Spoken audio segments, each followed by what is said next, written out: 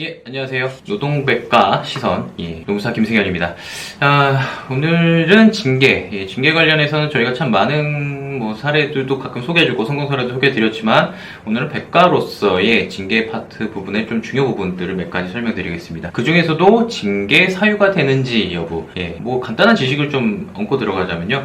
징계 사유가 정당하다라고 해야지 우리는 징계를 할 수 있습니다. 우리 근로기준법 23조 1항에 징계는 정당성을 요구하고 있기 때문에 그럼 정당한 게 도대체 뭐냐? 사유 절차 양정이 정당해야 된다라고 이제 쉽게 말하는데 이 사유 부분이에요. 여기 제가 오늘 설명드릴 거예요. 그 중에서도 그 사유 중에 그 노동자가 그 사용자 또는 직장 동료를 형사 고소 고발 그 다음에 진정 을 하는 행위를 징계 사유로 삼을 수 있겠느냐? 솔직히 말하면 분쟁이 격해지면 정말 끝도 없는 고소고발전이 이어지는데요. 요거 한번 말려들기 시작하면은 몇 년 갑니다. 제가 잘 알고 있습니다. 몇 년 가는데 이런 과정을 가지고 별건의 징계 사유로 삼을 수 있겠느냐는 또 다른 문제예요. 노동조합 같은 경우는 정말 많습니다. 요걸 사용자도 이것만 걸리면 다 고소하고 노동조합도 사용자 고발을 하는 기도 일수이고 하니까 그래서 이거 좀 검토를 돼야 되는데 일단 고소 고발 진정 이거 좀 구분을 해야 되는데 이거 정말 자세하게 구분하기는 어렵고요. 좀 쉽게 갈게요. 고소 그러니까 내가 피해자가 직접 하는 게 고소를 하는 거고 고발은 제3자 제3자가 저기 나쁜 일이 이루어졌어요 라고 알리는 행위를 말하는 거고 진정은 사실 이게 뭐가 다른지는 조금 애매한 경향이 있지만 하여튼 오늘은 이걸 하려는 게 아니라 내사 단계에서 말 그대로 국가한테 이러이러한 행위가 있대요 라고 알리는 것이고 네가 한번 직접 조사를 해라 라는 수사의 단서를 제공하는 그 정도의 행위라고 하는데 이 세 개의 구분은 사실 굉장히 좀 어려운 면은 좀 있습니다. 형사 절차법에서 소송으로 들어가느냐 아니냐 이런 얘기가 있는데 현실적으로는 큰 차이가 있지 않고요. 오늘 이 세 가지 다 통틀어서 말씀드리는 거고요. 자, 일단 징계에 들어갈 수 있어서 좀 조심하셔야 될 개념을 좀 알아야 돼요. 그러니까 고소고발 한 가지 좀 말씀드릴게요. 이 개념 무고라는 개념인데 무고 일단 기본적으로 이것이 징계 사유가 되는지의 여부는 이 혐의가 그러니까 그 타인을 고소고발하는 행위가 이 무고라는 개념하고 굉장히 좀 가깝게 밀접해 있어요. 이 무고라는 행위는 그러니까 당연히 형사기관 형사소추기관 노동청도 포함해서요. 이 사람 처벌해 주세요라고 고소고발하는 행위만 있는 게 아니라 진정도 여기 포함이 돼요. 많이들 이거 모르시고 특히 이제 근로감독관이들이 잘못 설명하는 경우가 많은데 진정에서 고소고발로 넘어갈 때 그러면 무고죄로 걸려요? 아니에요. 진정만 잘못해도 그거는 무고죄로 걸릴 수도 있습니다. 물론 노동자들이 아무것도 없이 돈 달라고 노동청에 신고하는 경우는 흔치는 않지만 어쨌든 진정도 빠지지 않는다. 그리고 꼭 수사기관에만 일러 바치는 가 처벌되는 게 아니에요.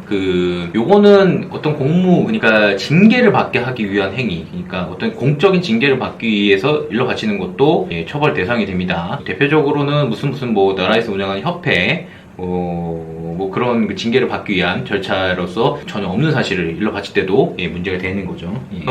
오늘은 무고하려는 건 아니니까 하여튼 요거면은 결론 내고 들어갈게요. 무고에 가까울수록 징계 혐의에 가깝다. 결론 내고 들어갈게요. 고소 고발에서 무고 행위를 계속적으로 노동자 또는 제3자의 노동자 사용자한테 했을 경우는 징계 혐의로 잡히는 거는 현재 판례로는 거의 인정에 의심이 없어요. 그 정도. 이렇게 미리 좀 설명드릴게요. 그러면은 무조건 형사적으로 어떤 내가 억울한 일이 있는데 고소고발만 하면 그걸로 징계받을 수 있느냐, 이것 좀 조심하셔야 돼요. 그러니까 사실 이 고소고발전이 굉장히 많이 이루어지고 나면은 이 자체가 현실적으로는 노동자한테 불리한 요소입니다. 이건 좀 알고 가셔야 돼요. 그러니까 약간 이 노동관계라는 것이 일종의 약간 좀 결혼생활 비슷한 느낌이 있어요. 무슨냐면 저희가 이혼 사건 이런 거 보면은 무슨 신뢰관계가 파탄돼서 더 이상 살 수는 없지만 귀책 사유가 있는 사람이 이혼을 요구할 수 없고 이런 거는 많이 TV에서 보시잖아요. 약간 유사한 느낌이 있습니다. 이것도 신뢰관계가 정말 파탄 지경에 이르면은 그게 누구 귀책 사유인지 여부를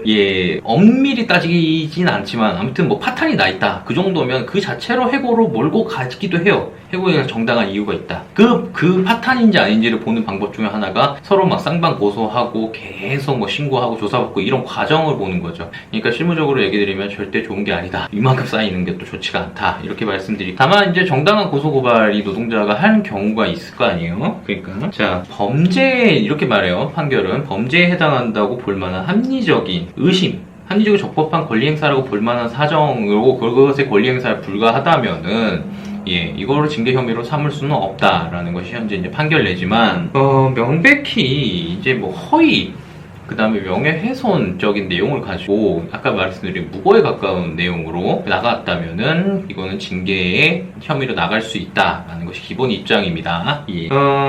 이게 또 주의점이 뭐냐면은 내가 고소고발했는데 불기소했다. 그러니까 불기소했다는 이유가 그 노동자가 징계받을 수 있는 혐의가 되냐? 이건 아니라는 거예요. 이건 X예요. 그러니까 무고죄가 그러니까 무고죄라는 게 다 되는 게 아니잖아요. 그 정도에 가까워야 된다는 얘기예요. 정말로 괴롭히기 위한 수단으로 정말 말도 안 되는 걸로 신고하고 이런 부분이 이제 누적되면 징계 혐의가 되겠지만 단순히 뭐 증거불충분, 뭐 혐의가 뭐 예를 들면 죄가 안 됨, 죄가 안 됨이 뭐냐면 이제 그 범죄의 구성 요건은 충족을 했는데 그럴 만한 사유가 있다. 어느 정도 위법성이 조각되어지기 때문에 죄가 안 돼. 이런 혐의 이런 걸 가지고 징계할 수는 없다라는 것이 이제 지금 법원의 좀 입장이기도 합니다. 예.